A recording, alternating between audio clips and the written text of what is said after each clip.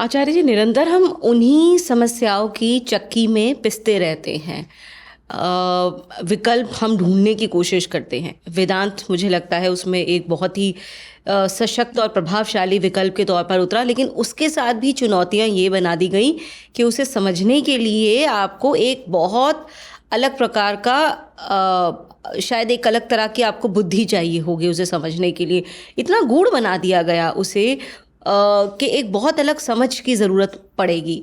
यानी कि वो चीज़ जो दरअसल समस्याओं के निस्तारण के लिए था, अगर उसको सहज तरीके से समझा या समझाया जाता, वो बहुत ही गूढ़ बना दिया गया, अनरीचेबल बना दिया गया।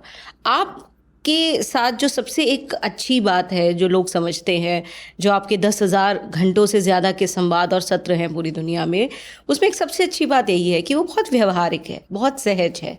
एक आम व्यक्ति अगर शुरू से भी शुरू करना चाहे तो वो ये समझ सकता है और देख सकता है कि वो कहाँ खड़ा हुआ है इस वक्त।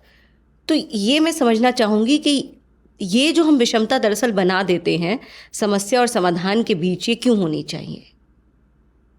ताकि अहंकार साबुत रह सके, इसलिए होनी चाहिए। मैं कुछ समझना चाहता नहीं। बात जटिलता की नहीं है, बात मेरी बौद्धिक क्षमता की कमी की नहीं है, बात मेरी नीयत की है। मैं कौन हूँ? मैं अहंकार हूँ। जो बात कही जा रही है अगर मैंने समझ ली सचमुच, तो मैं ही नहीं बचूंगा। तो मुझे कुछ तो बहाना लगाना पड़ेगा ना। तो मैं बहाना क्या लगाता हूँ? बात इतनी जटिल है, इतनी जटिल है कि मुझे समझ में आ नहीं रही है। बात तो बहुत सीधी है। कुल अद्वैत जो था अभी थोड़ी देर पहले हमने समझ लिया, उतना ही है। उसके आगे तो फिर अपनी ईमानदारी है कि उसको आप जीवन में आने देते हो कि नहीं आने देते हो। बौद्धिक तल पर मैं कई बार कहा करता हूँ सब अपने छात्रों से कि अगर आप 10वीं 12वीं के एक गंभीर छात्र हैं तो दुनिया का कोई दर्शन नहीं है जिसको आप एक 4 से 6 महीने की अवधि में समझ नहीं सकते। उसमें कितनी मेधा चाहिए, कितनी बुद्धि, कितनी आईक्यू, कितनी प्रज्ञा चाहिए, उतनी ही जितनी कि एक कुशाग्र 10वीं 12वीं के छात्र में होती है। समय कितना चाहिए? 4 से 6 महीने। 4 से 6 महीने भी ज़्यादा बोल रहा हूँ, इतना नहीं लगता है। 1 हफ्ते में भी समझ जाओ। बस ये है कि जो उनकी किताबें हैं, ग्रंथ हैं, वो बड़े बड़े हैं तो पढ़ने में समय लग जाएगा, वरना मूल सिद्धांत तो और जल्दी समझ जाओगे। तो समस्या ये नहीं है कि बात बौद्धिक तल पर जटिल है, नहीं है बौद्धिक तल पर जटिल। बौद्धिक तल पर आप मुझसे पूछिए तो डिफरेंशियल इंटीग्रल कैलकुलस वेदांत से ज़्यादा जटिल है। मैं दोनों के साथ रहा हूँ इसीलिए आपको बता रहा हूँ। लेकिन जहाँ वेदांत वास्तव में लोगों को जटिल लगता है, वो अड़चन सिद्धांत की नहीं है, वो अड़चन सत्यनिष्ठा की है, वो अड़चन नियत की है। कोई आए मेरे पास और कहे कि उसने उदाहरण के लिए वो कॉमर्स की दिशा से वो बोले कि साहब मैं एक बड़ी कंपनी की बैलेंस शीट समझ लेता हूँ, प्रॉफिट एंड लॉस स्टेटमेंट समझ लेता हूँ, लेकिन मुझे अद्वैतवाद समझ में नहीं आता। तो झूठ बोल रहा है। कोई एमबीबीएस का छात्र हो या एमबीबीएस के भी जो तैयारी कर रहा हो, 11वीं 12वीं का लड़का लड़की कोई है और उसको इतना है कि वो जो एमबीबीएस का जो एंट्रेंस एग्ज़ाम है उसको वो क्लियर कर लेगा, या कम से कम उसमें वो एक कॉम्पिटिटिव परफॉर्मेंस दे पाएगा, एक अच्छा प्रतिस्पर्धी बन पाएगा, और वो कहे कि मुझे साहब दर्शन समझ में नहीं आता। मात्र अद्वैतवाद की बात नहीं है, दुनिया के सभी दर्शन, चाहे वो भारतीय हो चाहे अभारतीय हो, चाहे हम यहाँ पर हम वेदांत की बात कर रहे हो, चाहे आप वहाँ पे कांट को, हीगल को, मार्क्स को ले लीजिए, चाहे आप चीन चले जाइए और लाओ त्ज़ू च्वांगज़ू को ले लीजिए, चाहे आप उधर चले जाइए ईरान, तुर्की और सूफियों को ले लीजिए, आप किसी को ले लीजिए। आप और अभी हालिया सालों में आप सार्त्र को ले लीजिए। कोई भी किताब ऐसी नहीं है दर्शन के क्षेत्र में जो 15-17 साल का एक युवा गंभीरता से पढ़कर नहीं समझ सकता। तो जटिलता का तो कोई बहाना बनाए ही नहीं। जटिलता के सारे बहाने फर्जी हैं। जो असली कारण है वो है नियत का अभाव।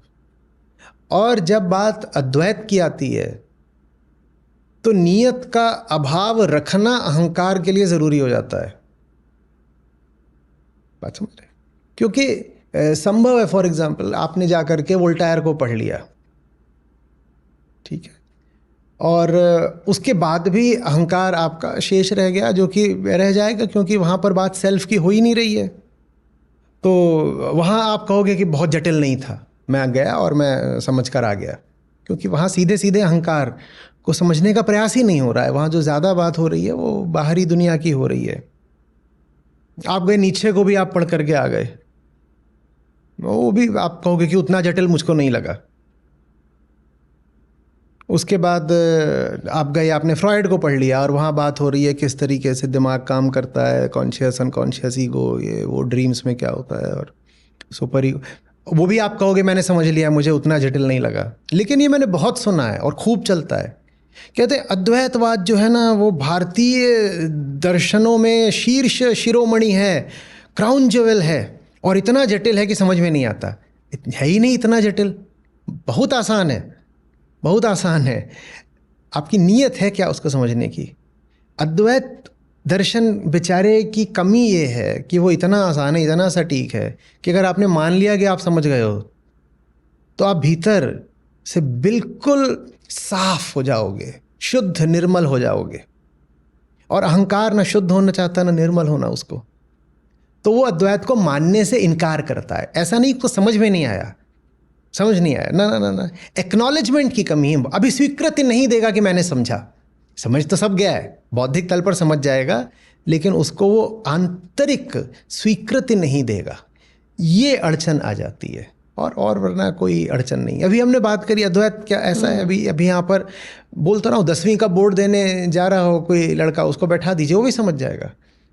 मैं यहाँ तक भी खतरा उठाने को तैयार हूँ, मैं कहूँ 8वीं का बच्चा भी समझ सकता है, मैंने समझाया है। समझ लेते हैं। और 8वीं वाले में अपेक्षाया ज़्यादा ईमानदारी भी होती है। वो अगर समझता है तो वो उसके जीवन में स्वतः उतर भी आता है। ये जब हम बड़े हो जाते हैं ना तो हमारे बहुत जगहों पर निवेश फंस जाते हैं, फिर हमारे लिए मुश्किल हो जाता है सच्चाई को स्वीकारना। और अद्वैत की खूबी ये है कि वो ऐसे आपको उठा करके नाक की सीध में ले जा करके सच्चाई पे रख देता है। ये हमसे बर्दाश्त नहीं होता। तो फिर हमने अद्वैत के ऊपर एक तरह का इल्ज़ाम लगा दिया कि बहुत जटिल है, बहुत जटिल है। जटिल वगैरह कुछ नहीं है। आचार्य जी, आप विश्व के सबसे प्रतिष्ठित कहे जाने वाले, सबसे पुराने भी और सबसे प्रतिष्ठित भी कहे जाने वाले संस्थानों में गए हैं, जो अपनी उच्चतम शैक्षणिक योग्यता के लिए भी जाने जाते हैं, दूसरे सामाजिक मानदंड भी हैं। वहाँ पर जाकर आपने कई बातें ऐसी रखी हैं मुखर होकर के, जो वर्तमान की वैश्विक समस्याओं को बड़े अच्छे तरीके से मुखर होकर के संबोधित करती है। मतलब गीता आप सिर्फ पढ़ा नहीं रहे हैं, आप जो वर्तमान में मुझे लगता है बहुत व्यवहारिक पक्ष है रख रहे हैं। आप अगर हम भौगोलिक परिदृश्य में देखें, आप क्लाइमेट चेंज की बात आप करते हैं, आप एनिमल राइट्स की बात भी करते हैं। ये वो चुनौतियां हैं जिसके साथ मुझे लगता है मानव सभ्यता एक लंबे समय से अभी लड़ाई लड़ रही है। इसके अलावा कौन सी बड़ी समस्याएं हैं जो आपको लगता है वैश्विक परिदृश्य पे लगभग एक जैसी है सभी देशों के लिए, या फिर अगर मैं कहूँ संपूर्ण तौर पर मानव सभ्यता के लिए, और उससे हम बाहर नहीं निकल पा रहे हैं? हम जिससे बाहर नहीं निकल पा रहे हैं वो हमारे अंदर है। दुनिया की जितनी भी बड़ी समस्याएं हैं वो वास्तव में हमारे बड़े इनकार का ही सूचक हैं। नहीं तो कोई समस्या होनी नहीं चाहिए थी।